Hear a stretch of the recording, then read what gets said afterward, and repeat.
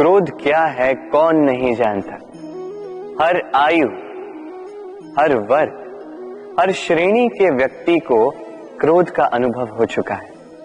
बल्कि किसी किसी का तो परिचय ही इसी प्रकार दिया जाता है कि व्यक्ति अत्यंत क्रोधी है, इससे तनिक बच के ही रहे।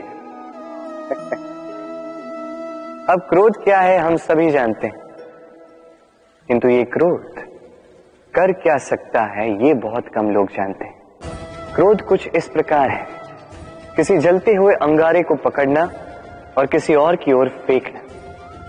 अब इसके पीछे आपकी मंशा होती है सामने वाले को जलाने की, किंतु उससे पहले तो आपके स्वयं के हाथ जल जाते हैं। तो स्मरण रखिएगा, जब भी आप किसी और पर क्रोध करते हैं, सर्वप्रथम वो आपके विनाश का कारण बनता है।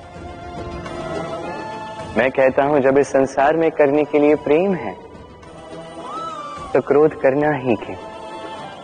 प्रेम कीजिए, यही प्रेम सब में बांटिए और इसी प्रेम के साथ कहें राधे राधे।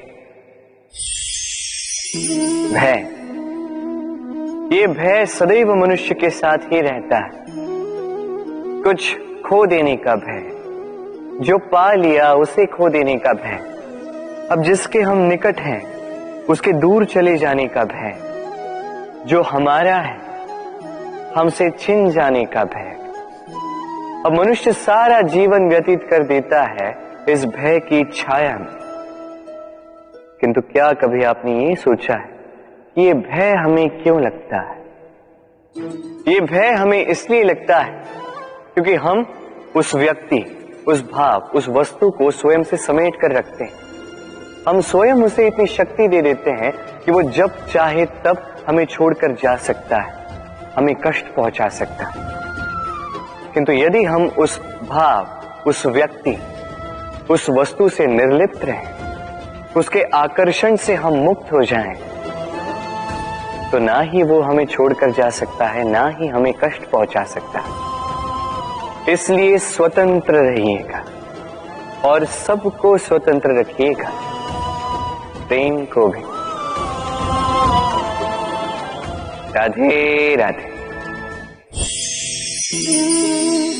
अस्तो मां सद्गमय, तमसो मां ज्योतिर्गमय, मृत्युर्मामृतम गमय। कभी आपने सोचा है काला रंग ना होता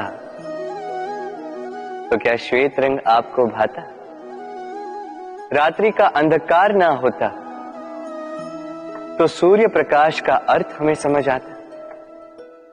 ये थकान ना होती तो क्या विश्राम का अर्थ हम समझ पाते? ये भूख ना होती तो क्या इन स्वादिष्ट व्यंजनों का अर्थ हम समझ पाते?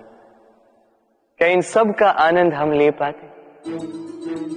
स्मरण रखिएगा, इस संसार में कोई भी भाव या वस्तु बुरी नहीं। यदि आप मानते हैं कि बुरी है तो किसी कारण से ये बुराई आवश्यक है, अन्यथा ईश्वर इसे हमारे संसार में रखते ही। इस बुराई का उद्देश्य है हमें अच्छाई का आभास करवाना, ताकि हम अच्छाई में अपना लक्ष्य साध सकें। इसलिए बुरों से कभी घृणा मत कीजिएगा, ये तो केवल भलाई की आवश्यकता के जनक है। उन्हें भले में परिवर्तित कीजिए, असत्य से सत्य की ओर ले जाए, अंधकार से प्रकाश की ओर ले जाए, मृत्यु से अमरत्व की ओर ले जाए, किंतु प्रेम के पथ से।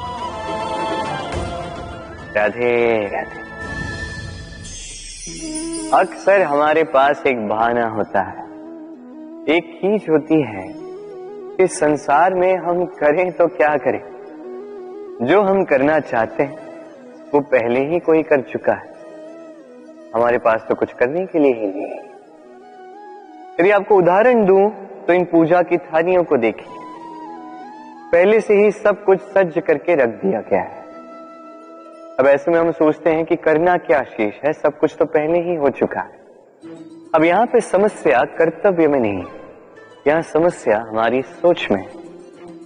हम ये सोचने में समय व्यतीत करते हैं कि क्या हो चुका है। हमें ये सोचना चाहिए कि क्या करना अब भी शेष है जिसमें हम अपना योगदान दे सकते हैं।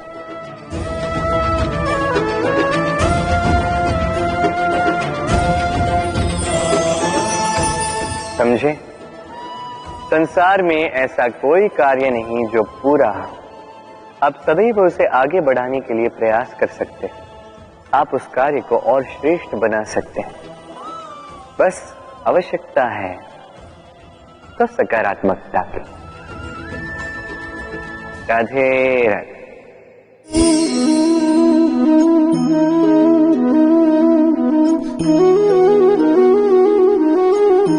चलिए आज आपसे एक प्रश्न पूछता हूं।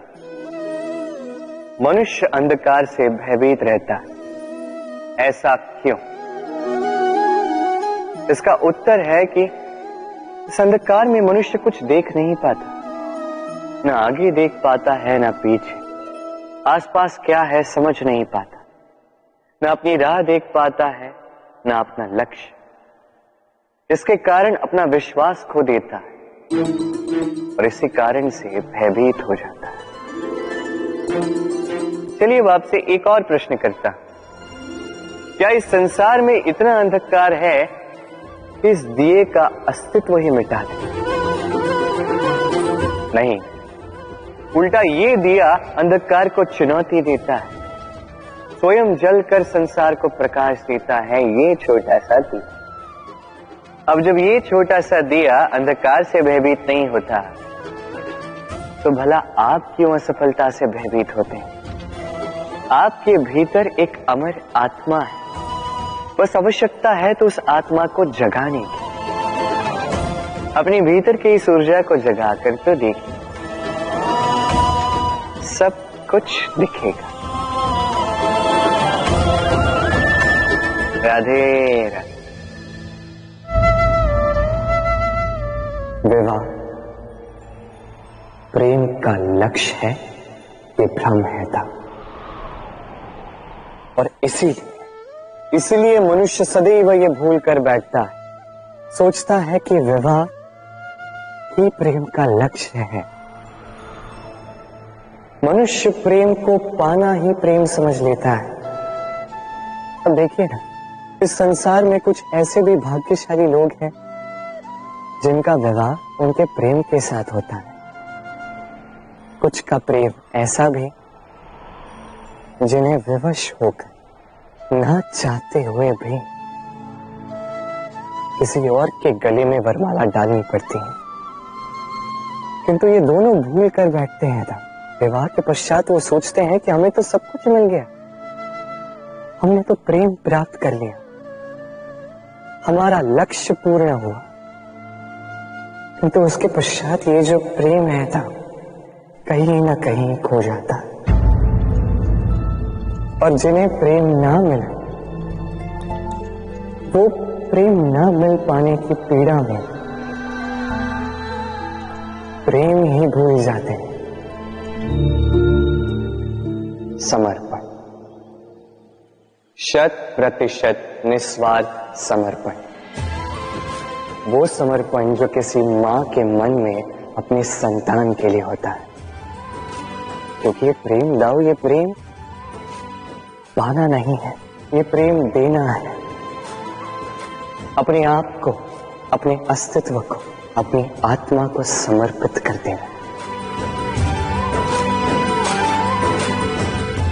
ये प्रेम ना ही शारीरिक है, ना ही भौतिक। ये प्रेम तो अपनी आत्मा का समर्पण है। ये विवाह एक संबंध अवश्य है और इसमें कुछ भी अनुचित नहीं है। ये विवाह प्रेम से प्रतिबंधित नहीं है था। ये प्रेम कहीं ऊंचा है। अब यदि मैं आपको उदाहरण दूं, तो क्या राधा के विवाह के पश्चात मैं उसके सुख की कामना करना छोड़ दूं? कैसे मैं प्रयास न करूं कि राधा जीवन में सदा सदा के लिए सुखी रहे? क्या मेरे मन में राधा के लिए प्रेम कम हुआ? कृष्ण का राधा के प्रति प्रेम कृष्ण में समाहित है ना।